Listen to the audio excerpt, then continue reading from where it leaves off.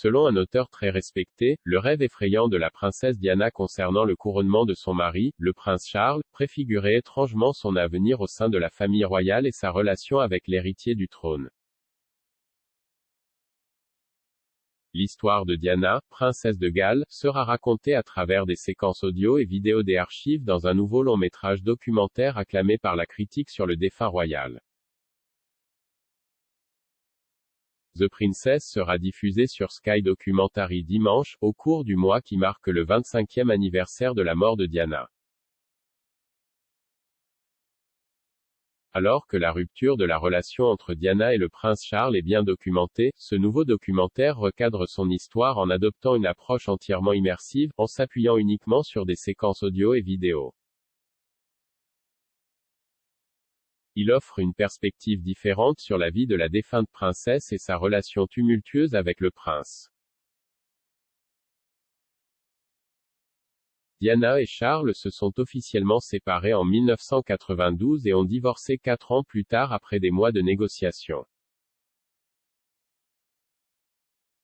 Mais, selon un auteur très respecté, la princesse avait des prémonitions sur son avenir royal et avait même fait un rêve qui prévoyait de manière effrayante la rupture de sa relation. S'exprimant sur l'épisode de podcast royal de cette semaine, l'auteur James Patterson a parlé de son prochain livre Diana, William et Harry, l'histoire déchirante d'une princesse et d'une mère, qui plonge dans le rôle de la défunte princesse en tant que mère et raconte jamais entendu avant des anecdotes sur le royal bien-aimé.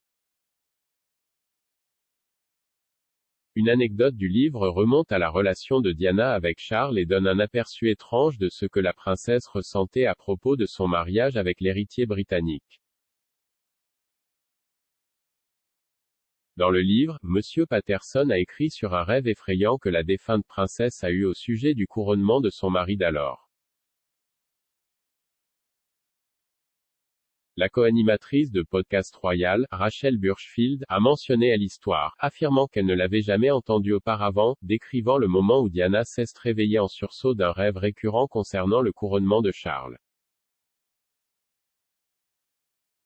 La princesse a rêvé que la couronne de son mari lui convenait, mais pas la sienne, l'amenant à croire à juste titre qu'elle ne serait jamais reine. Madame Burchfield a ensuite évoqué la tristement célèbre interview de Diana en 1995 sur BBC Panorama. Son hôte, Martin Bashir, a demandé à la princesse si elle pensait qu'elle serait un jour reine. Après un sourire et un soupir ultérieur, la princesse secoua la tête en disant « Non, je ne le fais pas, non ». Lorsqu'on lui a demandé pourquoi, Diana a répondu « J'aimerais être la reine du cœur des gens, dans le cœur des gens, mais je ne me vois pas être la reine de ce pays. Je ne pense pas que beaucoup de gens voudront que je sois reine, en fait, quand je dis beaucoup de gens, je veux dire l'établissement dans lequel je me suis mariée parce qu'ils ont décidé que je n'étais pas partant. »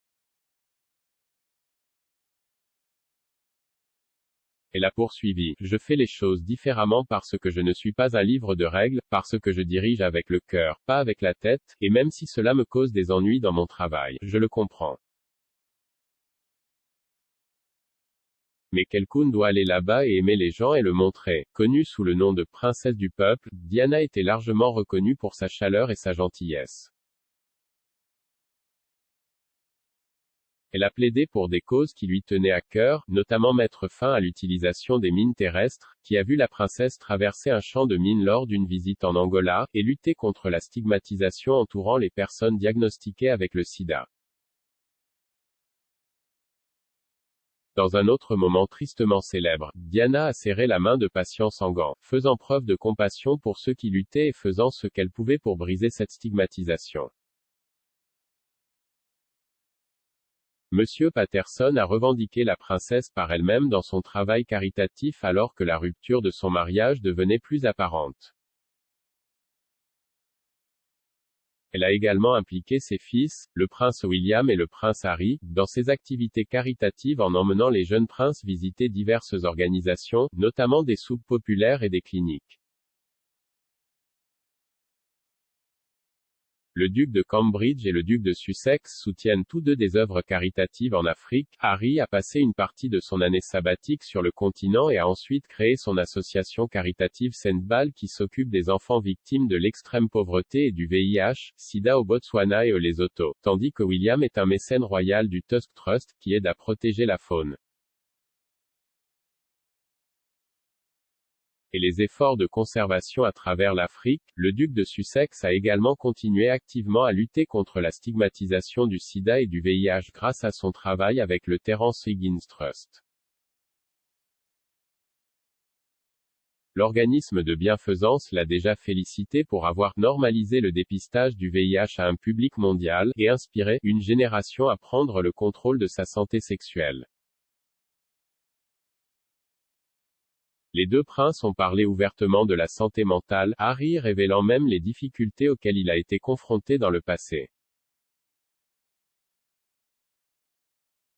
Le mois dernier, les frères ont chacun rendu hommage à leur mère et à son héritage caritatif séparément.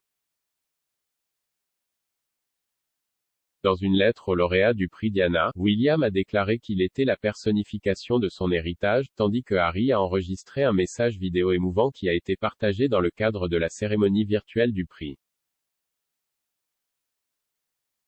William a félicité les gagnants pour avoir surmonté les obstacles sur leur chemin vers le succès caritatif, en disant « Merci pour votre compassion, votre bravoure et votre détermination absolue. »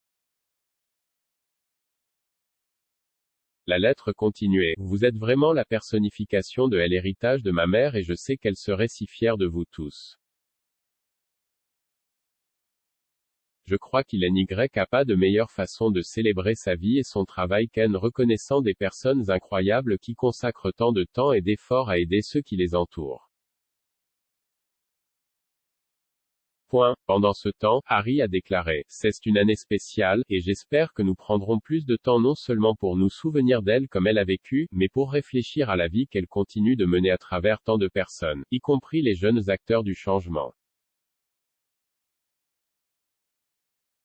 Avec nous aujourd'hui, ma mère m'a inculqué, ainsi qu'à nous tous, la volonté de prendre la parole et de lutter pour un monde meilleur. Et maintenant, en tant que mari et parent, la voix de ma mère est encore plus forte dans ma vie. Le livre de James Patterson Diana, William et Harry, est l'histoire déchirante d'une princesse et d'une mère sera publié par Little, Brown & Company le 15 août.